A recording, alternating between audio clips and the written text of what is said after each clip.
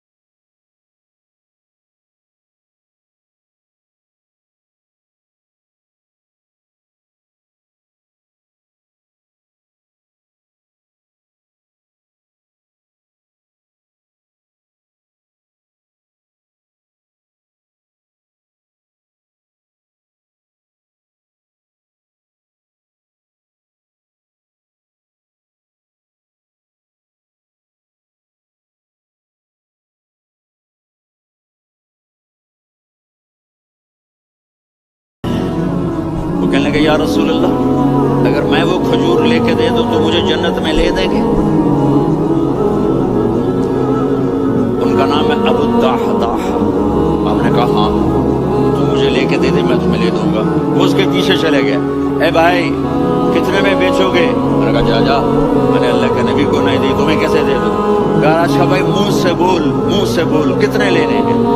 اس نے جان چھڑانے کے لیے کہا کہ اپنا سارا باغ مجھے دے دے، کھجور لے لے۔ باغ میں 600 کھجور ہیں اور یہ کھجور کسی اور کو دینی ہے۔ تو کہتا ہے پکے ہو، پھرو گے تو نہیں؟ کہا میں پاگل ہوں، میں پھروں گا؟ مجھے 600 کھجوروں کا باغ مل رہا ہے۔ انہوں نے کہا ڈن، کھجور میری، باغ تیرا۔ وہ بھاگے آئے، یا رسول اللہ میں نے سودا کر لیا۔ کہا کیسے کیا؟ کہا سارا باغ دے کے کھجور لے لی۔ آپ نے کہا پھر میرا سودا بھی بدل گیا۔ کم من عدق رداح ودار فیاح لأبی الدحداح فی الجنہ۔ میرے ساتھی میں اپنی آنکھوں سے دیکھ رہا ہوں کہ اللہ نے تیرے لیے جنت میں ایک گھر نہیں محل بنا دیے، سینکڑوں، اور ایک باغ نہیں ہزاروں باغ تیرے لیے تیار کر دیے۔ یہ ہے ایمان کی نشانی، یہ ہے محبت کی نشانی۔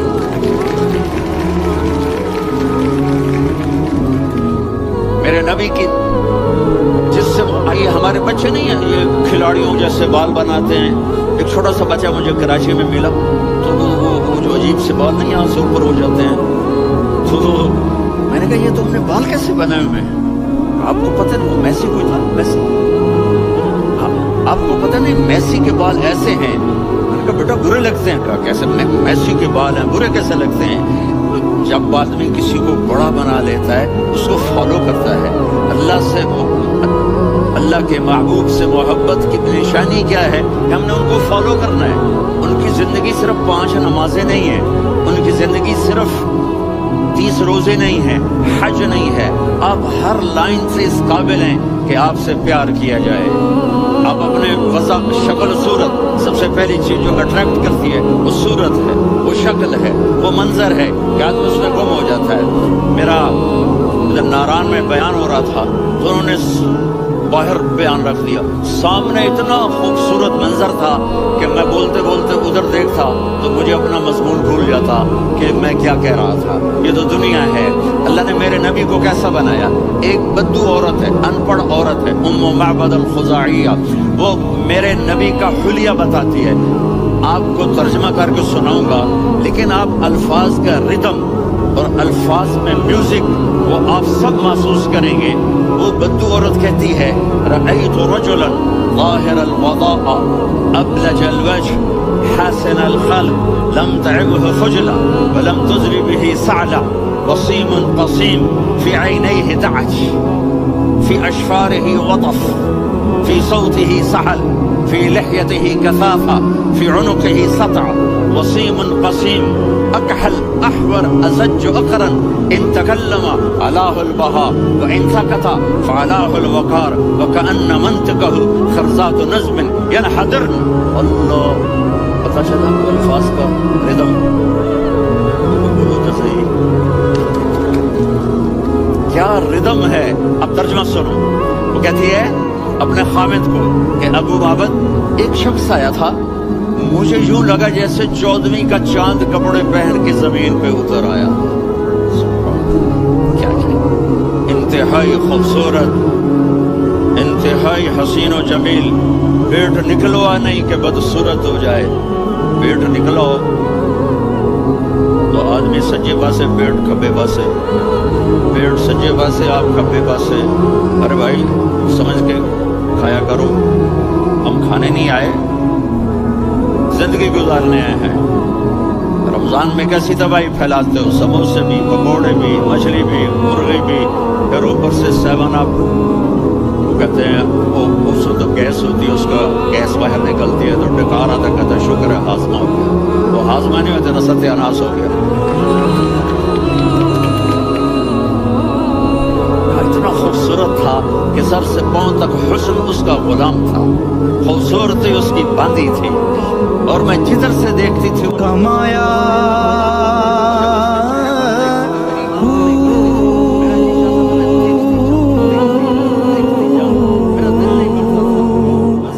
نہ میں بھج مسیتی وڑیا نا تسبا